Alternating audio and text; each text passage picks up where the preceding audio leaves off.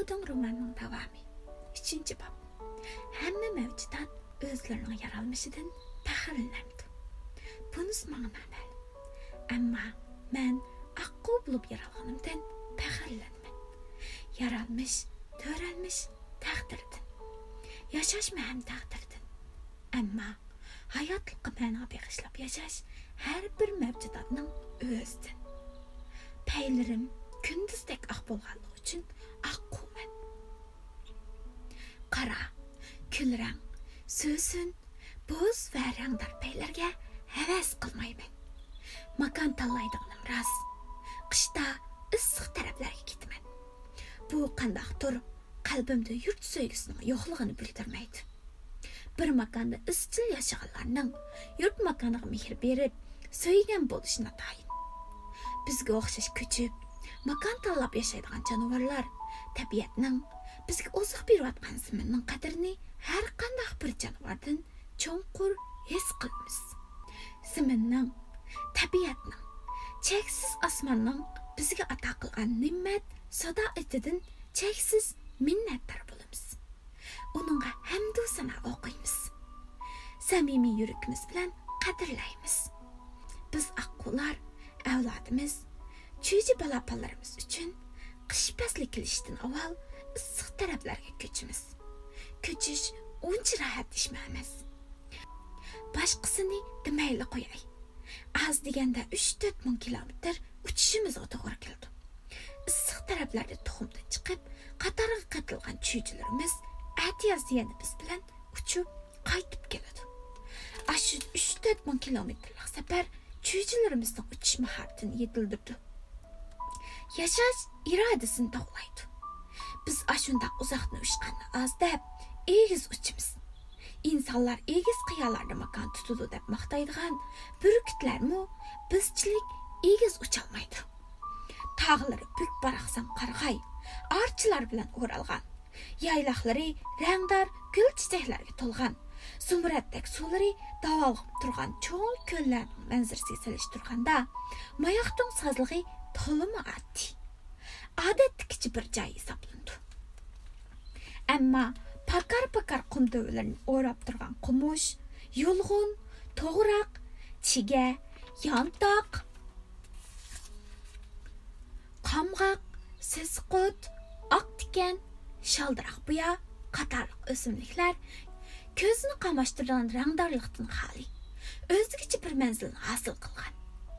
Cho'ng ko'llarda paraxod, motorli qiyiqlar yirtqichlardek ko'krab, u yoqdan bu yoqqa uzib, ko'ngilga vahima soldi. Mayoqning sozligi bo'lsa, to'limi tinch.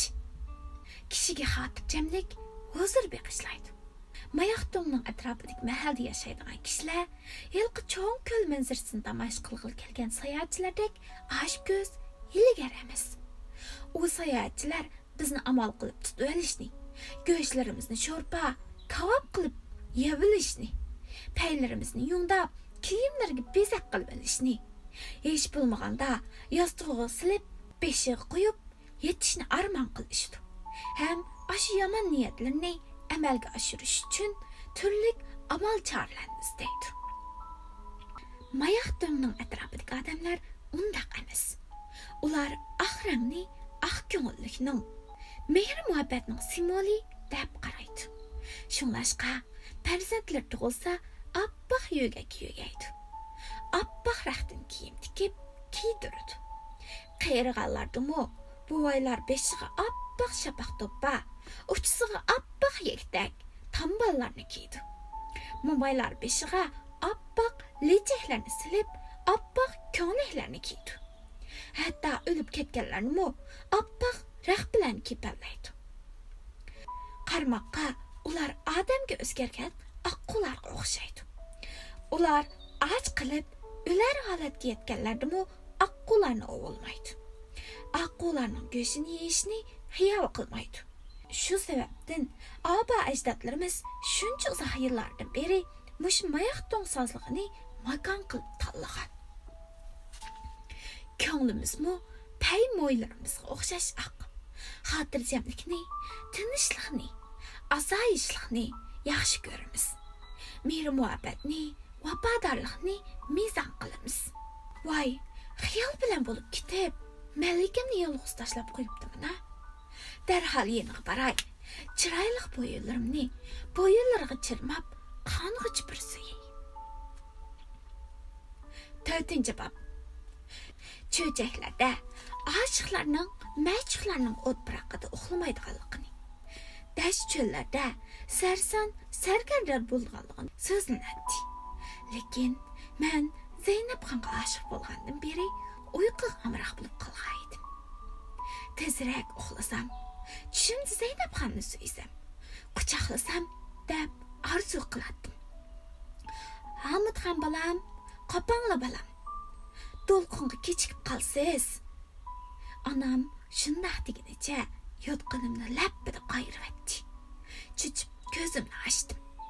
Yotqinimdan Zeynep xon shu zamon g'oyib bo'ldi. 5-bob. Aqular sug'ishib qo'ydi. Sudan chiqib qanot qaqatdi. Baslashib suv uzishadi. Mayli qanday harakatni qilsin, jip-jipidan ayrilmaydi. Suv beti to'xtamay suz davolg'iydi. Mush davolg'ish bilan tang hosil bo'lgan kichik to'lqinlar yo'l siziqlarni hosil qilib atrofga kengayadi. Suz to'lqinlar pasayganda sozliqning qaramtul yuzda zohir bo'lgan ay yulduzlar qaysi bir aquning so'g'iz sho'ng'igandan hosil bo'lgan davolg'ishida titrab g'uvalishadi. Ammo hayol o'tmay yana paydo bo'ladi. Xuddi hilol ay bilan sonsiz yulduzlar sozliqning ostiga cho'kib, aqularga poyandoz bo'lgan.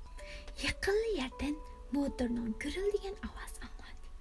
Ovoz bara kuchaydi. Aqularning cho'qqilari birdilla to'xtadi. Ular xavfsiragandek qiladi. O'rnida timtas turib, uzun, chiroyli bo'yinlarini tik qilib, beshini 4 tarafga burab, yochin ovozga sagaklik bilan quloq soldi. Tuyuqsiz sozliqning bo'yidagi do'nglikning keynida g'oyasur nur cho'tkisi paydo bo'ldi. Nur cho'tkisi yo'roq, kuchli edi. Arliq ancha yaqin bo'lmasmi, nur sho'lisi Hamid Savodning gumonsirgan ko'zlarini chaqitib o'tib, udul sozliqqa tushdi. Nur cho'tkisi udul sozliqqa qarab yugurayotdi. Girildigan sat ovozi barxansir kuchirayotdi. Allaqandoq bir xavfni his qilgan aqular paloq-puliq qilib orqasiga buraldi-da, 10 qadam nerdiki, buloq, egiz o'sgan qaramtul bo'ri qumishlarning orsiga o'tib, ko'zdan g'oyib bo'ldi. Nur dastasi Hamid Savodning yoniga kelib to'xtadi. Sozliqning suyi uning kuchli sho'lisida ko'rimsiz paqirdi. Sho'li tushmagan doira texmi bak qorong'ilashib ketgan edi. Avu Zahiyatning zuvanini o'chirib, ko'zini atdi. Hamid Savod o'g'li ixtiyorsiz zarda qildi.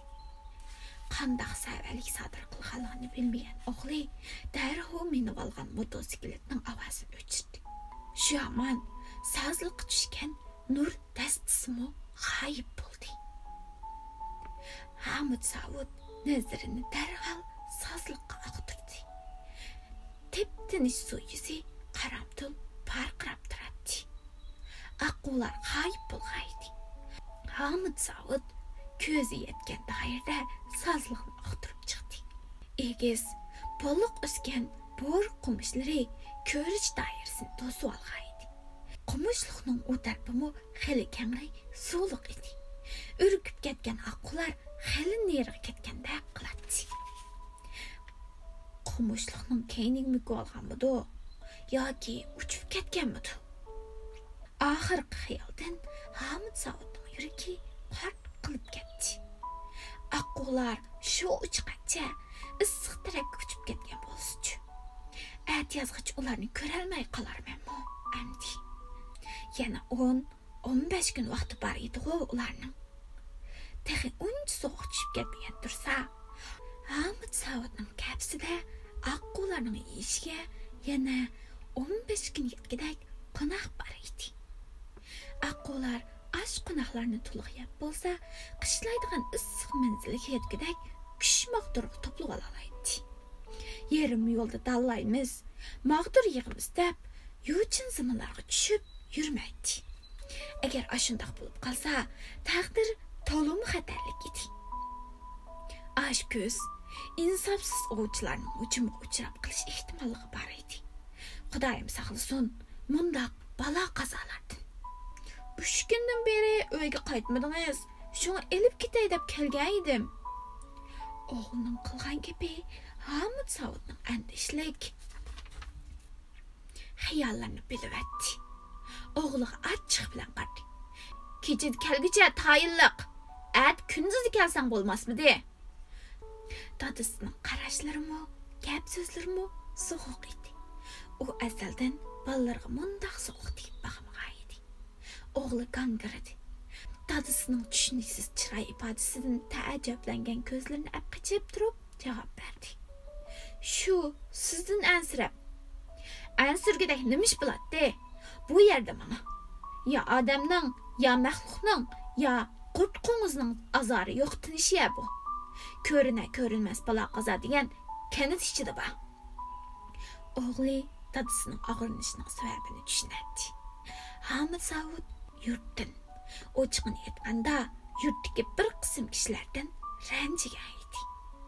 Ammo o'g'li dadasining nim sababdan mayoqning jangaliga kelgandan beri xili puxta kep tiklib olganni. Shuningdan beri yurtda turgan vaqtdan bu jagal turgan vaqtning bara ko'payib qolganligini bilmaydi. Meni ko'rib xotirjam bo'lgansan. Bo'ldi. Endi qaytib ket. O'g'li daqiq turib olgandan keyin yalingan talaffuzda ig'iz ochdi. Birga ketayli dada. Atingicha o'zim borman. Bugun ketayli, dedi o'g'li tirkishib. At motoga mindirib akilib qo'yma. Adati nimdiz buyrug'ini yirmaydigan Rais o'g'lining jahilligi Hamid Savudga g'ayri bilindi. Achchiqlanmoqchi bo'lib, o'zini tutib oldi. Shundaqdimi, niyatidan yanmadi. U aqulag'i tartib qolgan. Aqular bu saziqdan qishlaydigan makoniga uchib ketguncha hamroh bo'lishni ko'ngliga bukkan edi. Buningdan boshqa bu sozliqning atrofida ko'ngliga bukkan boshqa o'y-xayollar bor edi.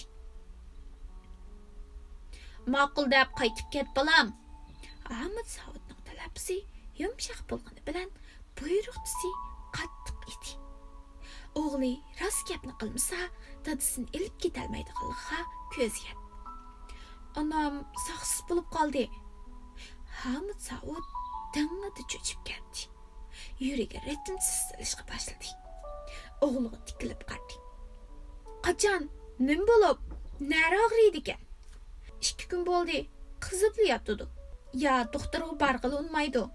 Ya sizga xabar solg'il qo'ymaydi. Dadangning aromini buzma. Jangalliqdek ish tugiz keldi deb turib oldi.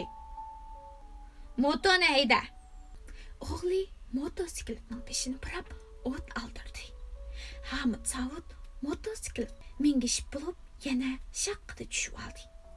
Nerdagi do'ngning daldisiga tikkan kapisiga yugurib degan kirib, hayallashmayli yenib chiqdi. O'chimda liq qunoq bor edi. Qunoqni sazliqning leviga, suvga yaqin yerga chashdi. Endi mayli, dedi motosikletga qaytadan mingishib. Hamid Savudning uchidini bash oxiri yo'q bir xil andishlik xayollar chulg'ib olgan edi. Ko'z oldida xotini Zaynabxonning kasal azobida o't qovib yotgan so'lun hali ta'sir bo'ldi. Kamsiz, birdam tinim topmaydigan, to'limi tejashlik, mehr muhabbatni ish harakatlari bilan ifodalashga odatlangan Zaynabxon Hamid Savudning tinining bir qismi edi. Uningsiz umrining davomini tasavvur qila olmaydi. Meni mayoqdan uzitib qo'yganda bir obdan turadi. Nim bo'lgandi? Nari og'riydigandi? Qizib, o't qovib bo'lib yotdi deydi-ya. Xudoyim o'z panohida saqlasin. Igi kim? Jangalliqda tuzuk yo'l yo'q edi. Motosiklet heli do'ng chiqadi. heli oymanlıqqa düşətdi. Heli aldın tosup alğan qum döngning çörisidan aylanıp maňatdy. Helidən heliga qumga betip qalğan çaqın söreýelmey, motori nalilik gürkir aytdy. Oğli cahillik bilen abod aşırıp, boldy degiçe may basatdy. Mundaq vaqtda motosiklet toxtap qalsa yetlap, iştirip meňişik toğry keletdi. Dadysygy motosikletni iştägizişke köňli olmagan oğli barlyk hünerini işqe salyp haýdap atady.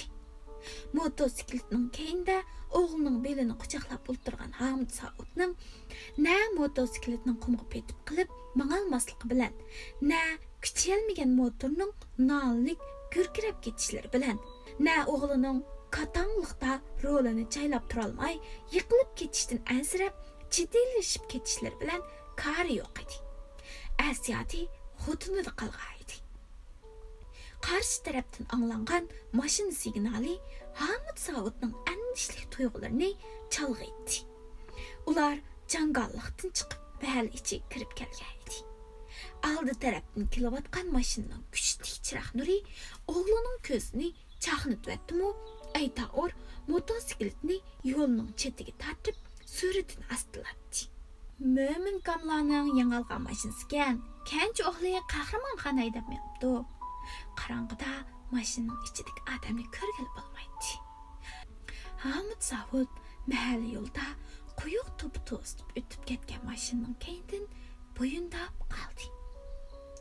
Onuňa oğlunyň baýaky sözleri: "Mömin han akammy oğluga maşina elip beripdi. Sen maňa qaçan maşina elip bersen, dada" diýendek bilinip ketdi. "Haň waqyp durmay, motoryňy haýda."